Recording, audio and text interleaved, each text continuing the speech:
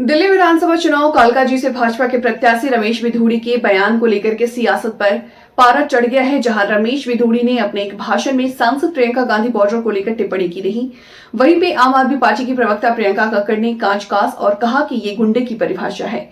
पलटवार करते हुए रमेश बिधूड़ी ने पत्रकारों के सवालों पर जवाब देते हुए कहा, कालकाजी भी सुधार कैंप के सामने वाली, बराबर वाली, अंदर वाली सारी की सारी सड़कें प्रियंका गांधी के गाल जैसे जरूर बना देंगे। लालू ने कहा था बिहार में कि बिहार की सड़कों को मैं हेमा मालिनी जी के गालों जैसे बना दूंगा। लालू ने झूठ बोला था, नहीं बना पाया, लेकिन मैं आपको विश्वास दिलाता हूं, जैसे ओखले की सड़कें हमने बना दिए, संगम बिहार की सड़कें बना दिए, इसी प्रकार से कालकाजी भी सुधार कैंप के सामने वाली, बराबर वाली, अंदर वाली सारी की सारी सड़कें प्रियंका गांधी के गाल जैसे जरूर बना देंगे। कोई काम नहीं है दिखाने को, इसलिए भाजपा ने एक बार फिर गाली गलौज का सहारा लिया। रमेश बिधूड़ी ने एक महिला मुख्यमंत्री के लिए अपशब्द बोले, बहुत ही अभद्र टिप्पणी की।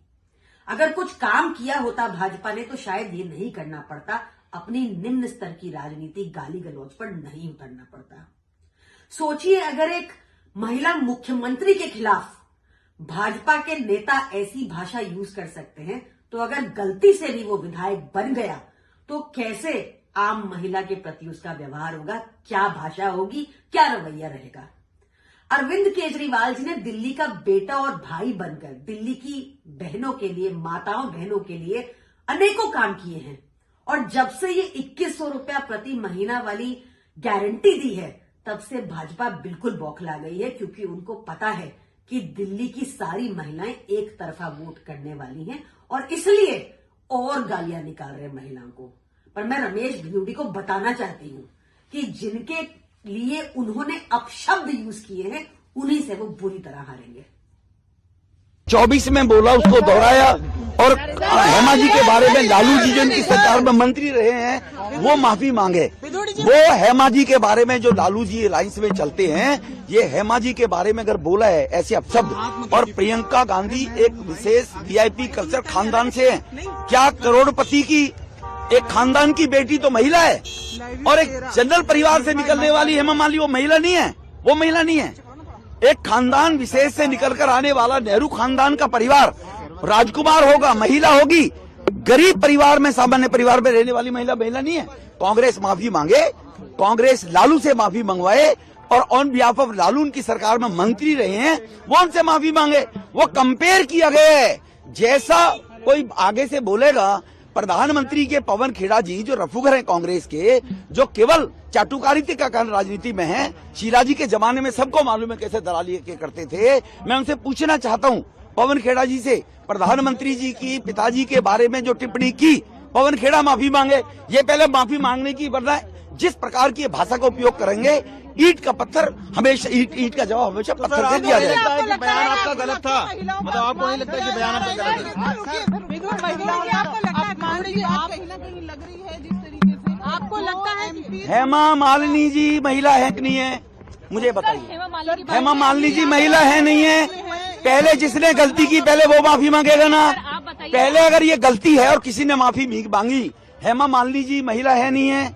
एक साधारण परिवार की निकलकर एक महिला और एक दुनिया में भारत का नाम रोशन करती है, वो महिला नहीं है? और एक खानदान में पैदा हुई, वो महिला है। How is it possible? Sir सवाल ये उठ रहा है कि ये जस्टिफाइबल है कि आप, उन्होंने अगर कोई गलती करी है तो आपकी तरफ से भी ऐसा जवाब आए जो जब दो जगह डिस्प्यूट पैदा होता है तो लोग कहते हैं आपने ये गलती करी, आप इसको रेक्टिफाई करें, दूसरा भी करेगा। आप रेक्टिफाई कांग्रेस करे तो घर भी रेक्टिफाई होगी। अलका लामा जी कह रहे हैं कि जो बीजेपी और आम आदमी पार्टी है, दोनों महिला विरोधी हैं, और इन दोनों के बीच साठ काट है। किस तरीके से इस आरोप को आप देख रहे हैं? बहुत इंटरेस्टिंग। महिलाओं के बारे में जो योजनाएं केंद्र सरकार में भारतीय जनता पार्टी के द्वारा लाई गई है, झूठे आश्वासन नहीं देना, झूठे किसी के वायदे नहीं करना, ये केवल बीजेपी करती है। कांग्रेस और आम आदमी पार्टी दोनों निश्चित रूप से एक खानदान का, परिवार का व्यक्ति है, तो वो महिला भी होगा, वो पुरुष भी होगा, वो चाहे वो इंदिरा जी हो, चाहे जवाहरलाल, वो राजकुमार भी होंगे। और देश में 140 करोड़ लोग जो सामान्य परिवार से जी कर आते हैं, उनके बारे में कोई कुछ भी टिप्पणी करेगा और ये कुछ भी लोग, ये सवाल हो ही नहीं। भारत में 140 नागरिकों का सबका अधिकार है, फंडामेंटल राइट्स है।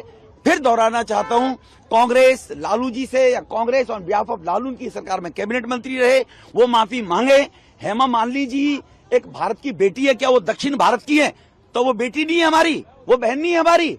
तो इसलिए सभी बहन समान हैं, सभी सम्मान के योग्य हैं, सभी इज्जत के योग्य हैं। इसी प्रकार से कांग्रेस स्थिति स्पष्ट करे कि लालू उनकी कैबिनेट में मंत्री है, कितनी बार माफी मंगवाई, क्योंकि वो हेमा मालिनी जी थी, वो एक विशेष घराने की बेटी नहीं थी।